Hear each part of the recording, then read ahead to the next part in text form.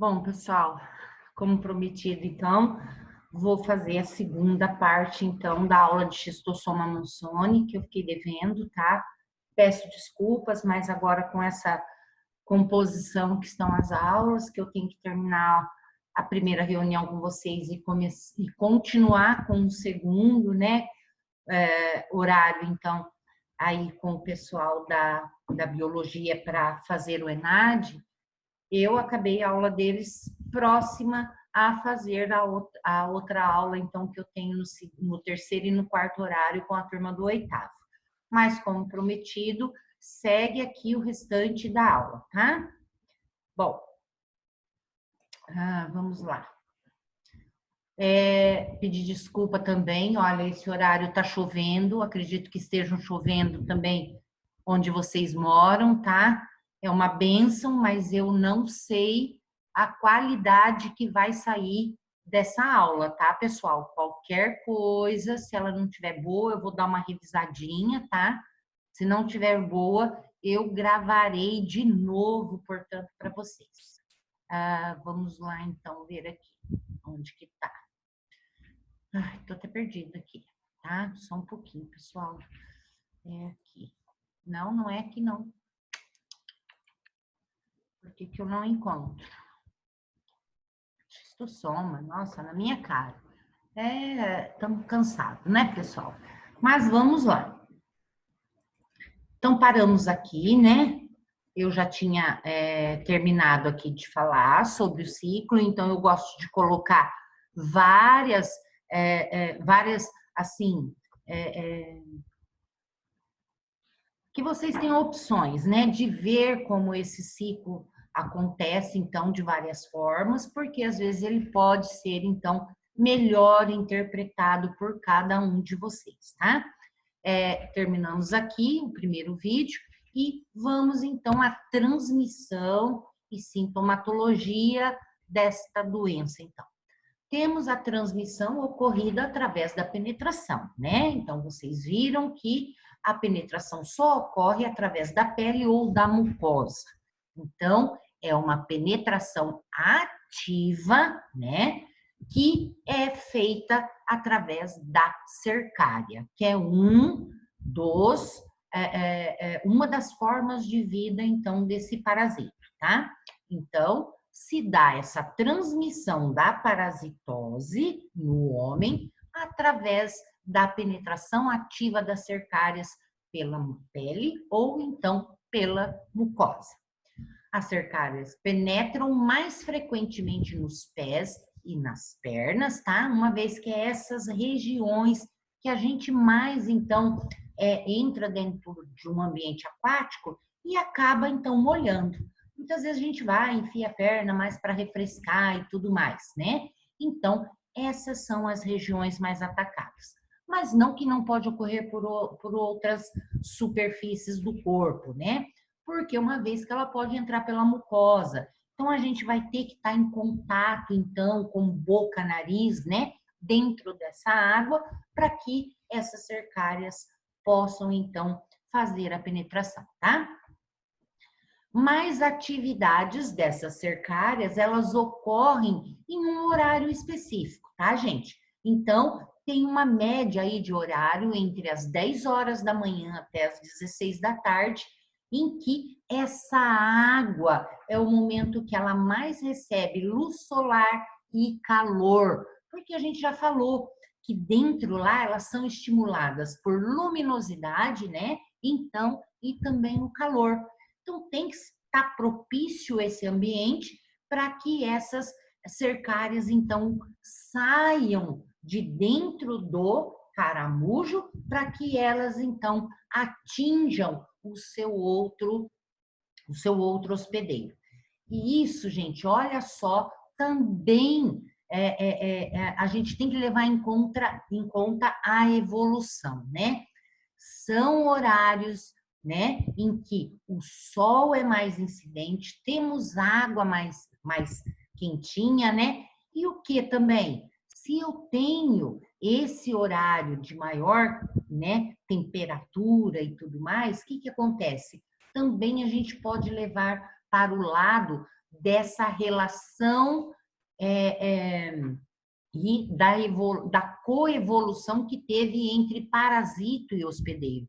Por quê? Se eu tô com calor, gente, eu tô com calor mais nessas horas do dia também, apesar de não ser propício esse horário para a gente tomar sol, né? A gente sabe muito bem, mas que é o momento que todos procuram se refrescar. Então, antigamente ninguém sabia disso, né? De tomar sol demais, né? E ter câncer de pele. Então, a esse horário, esse parasito, então, encontrava os seus hospedeiros com maior intensidade. Então, esse horário também ele está adaptado a estar disponível na água para fazer essa penetração e realizar a parasitise, tá? Bom, então, esses horários é o que a gente encontra essa maior intensidade de presença das cercárias, tá? Os outros horários podem ocorrer, lógico, mas em menor intensidade. Locais onde se dá transmissão mais frequente são os focos peridomiciliares, isso é, locais mais próximos à residência, uma vez que esses locais, então, são locais onde essas pessoas farão as suas necessidades, os ovos escoarão para esse ambiente, né? Então, existe, então, essa possibilidade dessa transmissão ocorrer mais dentro desses períodos, tá? Valas de irrigação de horta, né, em que são puxados águas de mananciais, então, que estejam contaminados, né, com a cercária, e depois esse trabalhador vai trabalhar nesse momento, nessa irrigação, molha os pés nessa água que está, né, fazendo a irrigação desse local. Muitas vezes esse trabalhador não está calçado, que é mais difícil hoje em nossos dias, que todo mundo, né, utiliza uma bota e tudo mais, um calçado, mas que antes isso nem acontecia. A maioria dos trabalhadores eram com o pé no chão mesmo, né? Em locais de açudes, reservatórios de água e local de brinquedo de criança, pequenos córregos onde as lavadeiras e crianças costumam ir, que nós tínhamos mais antigamente também lavadeiras que elas entravam dentro dos riachos, gente, para bater roupa, né, para lavar as roupas. Eu mesma, quando criança, a minha mãe utilizava uns sacos de estopas, né, que vinham para colocar café, um coco dentro, que beneficiava tudo na fazenda. E esses sacos, quando assim eram disponibilizados, a gente colocava nas entradas da casa da gente para o pessoal limpar o pé. E eram sacos limpinhos. E quando sujava, a gente ia lavar onde? A gente não lavava no tanque de casa. Minha mãe pedia para a gente lavar no rio, tá? Ou na mina, quando tinha. Mas a gente adorava ir no rio. E a gente entrava dentro do rio. O rio tinha pedras. Eram nessas pedras que a gente batia esses sacos para lavar. Então, se esse ambiente está contaminado, pronto, seria um prato cheio para que essas cercárias, então, penetrassem nas pernas da gente, tá? Bom, então, olha, geralmente esses locais e a penetração devido a essa forma, então, se dá a transmissão dessa parasitose. A sintomatologia que vão ser, né, observadas serão náuseas, vômitos, diarreia e anorexia, né? Falta de apetite, né, gente? Então, tem todo um fator também de desnutrição, uma vez que eles sugam, né? Eles se alimentam ali de fluidos corporais, tá? Diarreia também, porque esses ovos podem soltar alguns metabólitos que também podem facilitar todo esse processo, então, de diarreia. 3 dias após a patogenia, né? Então, o que eu posso perceber ali dessa doença que vai ser causada por esse parasito, tá? A gente já tem essa patogenia sendo apresentada desde quando as cercárias entram, tá, gente? Então, a gente observa na pele os esquistossômulos que entraram, então, né, para serem levados pela corrente sanguínea aos pulmões, depois de 2 semanas nos vasos sanguíneos, eles chegam até o fígado e posteriormente no sistema porta-hepático. Essas cercárias, logo que penetram na pele, elas causam também muita coceira, tá, gente? Provoca ali uma erupçãozinha que parece que mordeu um bichinho, alguma coisa ali, e dá muita coceira no local de entrada dessa cercária. E eles lá, então, olha, lá no sistema porta-hepático, então, eles também, olha, tem antígenos que eles secretam, então, principalmente pela membrana interna também do ovo maduro, esse ovo já tem que estar maduro, tá? Que vai promover uma resposta imunológica, humoral e celular, tá? Então, nosso sistema imune, diante daquele objeto, daquele antígeno, né, que deixado do ovo, então a nossa resposta imune ocorre e através dessa situação, então, nós temos envolvendo esse ovo. Então, olha lá, quando essa resposta é a nível celular, e são os elementos fundamentais na formação da granulomatose. É, portanto, uma doença e o ovo que sofre essa reação do nosso sistema imune, ele vai sendo, começa a ocorrer uma trama em volta desse ovo que quer, então, tipo, isolar esse ovo do resto do corpo. Mas tudo isso, essa reação causada, acaba aumentando o tamanho do ovo, então também é lógico, você vai ter uma alteração nesse local tecidual também, né? Porque uma vez que vai virar tipo um cisto ali, né? Um envoltório em torno daquele ovo, né? Porque nesse granuloma formado, o ovo faz trocas, então, internas pelas externas, né? E tudo isso provoca essa reação. Muitas vezes esse ovo, então, pode morrer também, tá? Então, ele pode se tornar viável, mas até que aconteça isso, já podem ter se formado vários granulomas aí. Inclusive, temos que lembrar também que esses ovos, eles podem, ao invés de só descer para o intestino, eles fiquem ali no fígado e cause esses granulomas também no fígado, tá? Então, olha, o ovo nessa situação, ele chega a ficar com 100 vezes mais do seu volume. Então, quer dizer que fica muito grande. É uma coisa que fica diferenciada nesse tecido aí desses órgãos, tá? O processo da formação do granuloma deve ser considerado nas fases aguda, né? Mais no início, e crônica também da doença. Aqui na fase crônica, olha, a hepatite granulomatosa, né? Então, nós estamos tratando aqui do fígado, então, tá? Tem um granuloma aqui, xistossomatótico, no fígado, causado pela presença do ovo. Então, o ovo, e olha em volta como que vai formando, então, né? Essas estruturas do granuloma nesse tecido do fígado, tá, gente? Então, nessa fase pode haver febre, aumento volumétrico do baço, sintomas pulmonares, e é o que causa a morbidade da doença, né? Que causa, então, esses sintomas mesmo aí da doença, então, né? Que acaba fazendo com que apareça essa doença, então.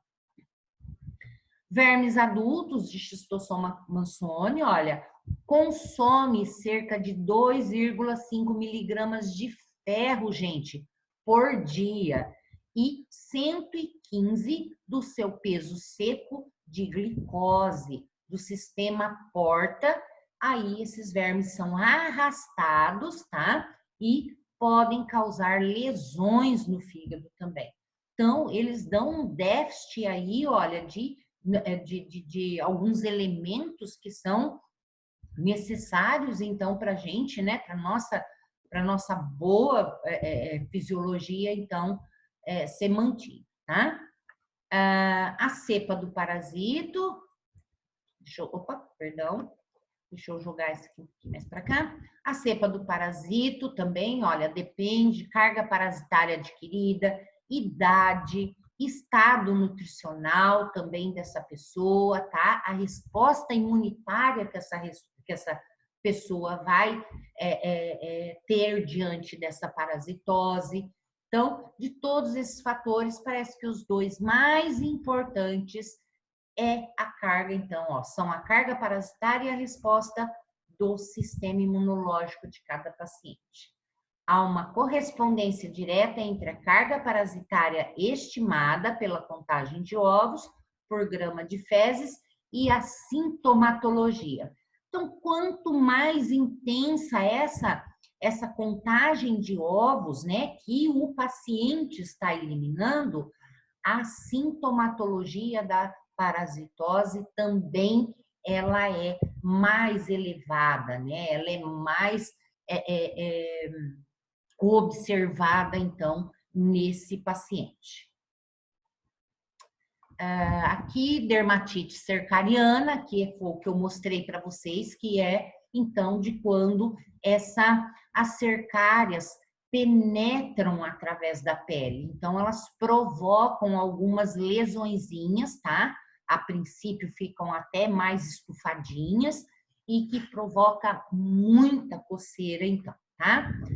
Pontos de penetração, então, é o que a gente observa aqui nessas figuras, tá? Aqui uma forma hepatosplênica, onde a gente também terá o aumento, né? Então, tá falando que ocorre o aumento desses órgãos hepáticos, então, né? Seja fígado, seja baço, então eles são tremendamente aumentados, principalmente devido a esse granuloma aqui, a casca de ovo de Schistosoma mansoni, tá? Então, é isso aqui que vai ocorrendo, essa resposta que forma essa cápsula fibrosa que eu falei para vocês aqui, e isso acaba acontecendo em torno do ovo do xistosoma, tá? Principalmente em torno do ovo do xistosoma maduro, que está viável. Epidemiologia, olha, então nós temos aqui presença de hospedeiros intermediários suscetíveis, que é o nosso caramujinho lá, que é o Bionfalaria, do gênero Bionfalaria, que permitiu a instalação dessa espécie no território brasileiro. A sobrevida do Schistosoma mansoni no homem pode ser bastante longa, tá? A presença da Bionfalaria, que é o B, tá, gente? Como a gente já escreve, então depois, quando a gente dá o nome todo, a gente já pode como é que fala? Só colocar aí, ele já... até esqueci como é que a gente fala isso aqui, tá? Então, eu resumi. A presença, então, da Bionfalaria glabata, que é o nosso caramujinho, tá? A espécie do nosso caramujo, é responsável, então, pela área contínua da transmissão dessa parasitose, tá? Que ocorre onde? Quais regiões com maior intensidade? Do Rio Grande do Norte até Minas Gerais, tá? São os locais que mais ocorrem. Mas nós temos também casos do estado de São Paulo, temos para cá, Paraná, mas onde a gente sempre teve maior intensidade nessas áreas citadas assim. Espécie Bionfalaria stramínea, que é uma outra espécie de caramujinho, é a única que transmite a doença no Ceará.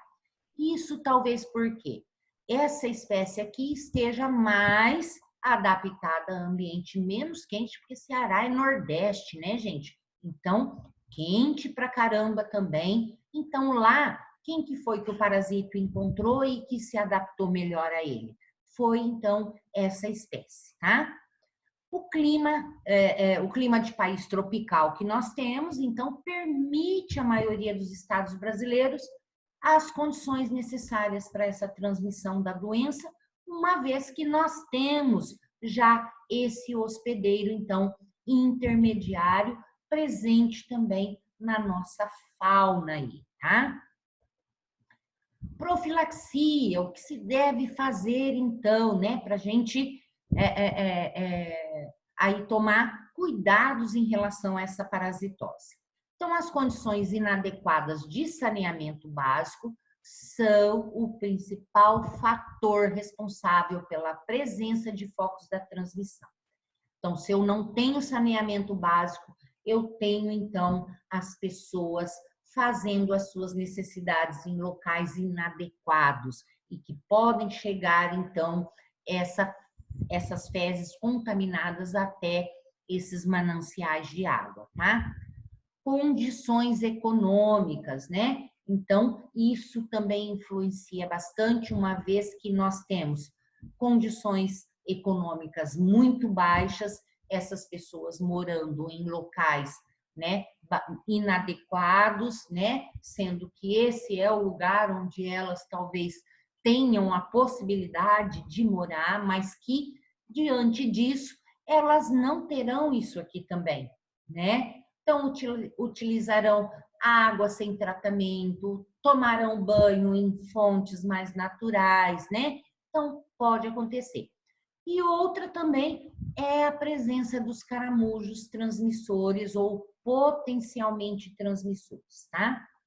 Bom, o que deve ser feito diante dessas condições que nós temos dentro do nosso país, né? Então, qual profilaxia tomar? Saneamento básico, com construção de rede de esgoto e tratamento de água, uma vez que, se ele bebe água tratada, ele evita de ter uma penetração por mucosa, e se ele tem saneamento básico, onde essas fezes vão ser levadas, né? Então, esses ovos não cairão na água, não infectarão, então, os mananciais de água, não é verdade?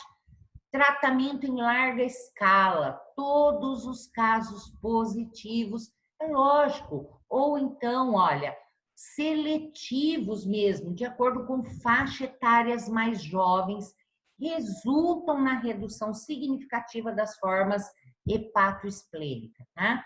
Uma vez que essa faixa é a que mais, então, procura esses locais e se contaminam, né? Que vão nadar mais. A gente não vê nenhum idoso ou muito adulto ir. É mais essa faixa etária que realmente vai e nada e vai para lagoas e represas e tudo mais, né? Controle, né, do hospedeiro intermediário, que é aqui, ó, por causa da presença desse nosso caramujo. Então, fazer o controle da população desse hospedeiro. Se eu tenho esse hospedeiro em grande quantidade nos locais próximos às águas, eu vou ter o máximo possível de hospedeiro para que esses miracídios entrem neles, então, e continuem o seu ciclo biológico. Se eu não tenho hospedeiro, gente, o miracídio vai perecer, vai morrer. Porque se ele não encontra, o objetivo dele é encontrar o mais rápido possível para ele, então, parasitar e mudar de forma e se reproduzir. Então, ele não encontrando esse hospedeiro, pronto, parou. Tratamento, uso de calçados e luvas, principalmente para quando vai para uma água poluída, né? E que essa água poluída, uma vez que eu falei que eles precisam de água, né? Que não seja, que seja oxigenada. Normalmente, a água poluída, gente, não tem muito oxigênio. Mas por que essa água poluída? Principalmente Quando essas águas poluídas aqui que eu trato, é quando eu sei que tem alguma descarga de esgoto clandestino que não está indo para tratamento, entendeu? Ou que, de repente, essa água, eu vejo lá esse local aí onde eu vou calçado e vou usar luva, eu sei que tem muita incidência desse caramujo. Então, desconfiemos. Orientação da população. Olha aqui, ó, para os enfermeiros, educação em saúde, gente, isso é tudo. Deixar claro essa população a quem vocês visitam em relação à parasitose geral e principalmente quando você, né, principalmente esse agente que vai de casa em casa, né, ou que observa cuidando do seu doente, daí a pouco chega lá os menininhos tudo molhado. Nossa, o rio tava... Já pega, já aproveita e já faz uma educação em saúde aí para ali, para aquelas crianças. Gente, vocês não sabem esse local, ou se você conhece o local que eles foram, alertem, né? Ou já ensinam. Gente, presta atenção, se esse local que vocês estão indo nadar tiver muito caramujinho, para de ir. Ou então, observa a sua pele. Se você sentir coceira, tiver sinalzinho, vai procurar o postinho de saúde. Então, fiquem atentos. E para a biologia, né, gente? A gente utiliza, vocês utilizarão, quem for para regência de aula, quem for professor, isso deve ser orientado em todas as faixas de ensino, né? Em todos os graus de ensino. É orientando, é educando, é informando que a gente pode, então, realmente entrar em ação a favor, então, de baixar os índices dessas parasitoses e muitas outras doenças também. Diagnóstico, exame de fezes, tá, gente? Utilizar aquele de sedimentação que eu fiz na primeira aula prática, que é diluir, deixar baixar para depois fazer a análise. Método imunoenzimático, que é através do método ELISA, que vai detectar ali, né, o IgG, IgM, biópsia ou raspagem da mucosa retal, ultrassonografia dos órgãos também, tá? E outros mais. Tratamento, olha lá, quimioterapia, então, os tratamentos químicos, né, os medicamentos, então, em larga escala, que oxaminiquina e praxisintel, que esse é bem conhecido e também é utilizado até mesmo para outras parasitoses, mostrou que após o tratamento de mais de 3 milhões de indivíduos de áreas endêmicas, isso é, onde existe essa doença dentro daquele local do Nordeste, ocorreu uma acentuada redução da prevalência e ainda até mesmo da morbidade, né? Do aparecimento aí dessa doença na região. Bom, é isso aqui, pessoal, o finalzinho da nossa aula, tá? Qualquer coisa, qualquer dúvida, manda mensagem ou na próxima aula já vem com a sua questãozinha e a gente conversa a respeito disso, ok? Então tá, muito obrigada, até mais, pessoal.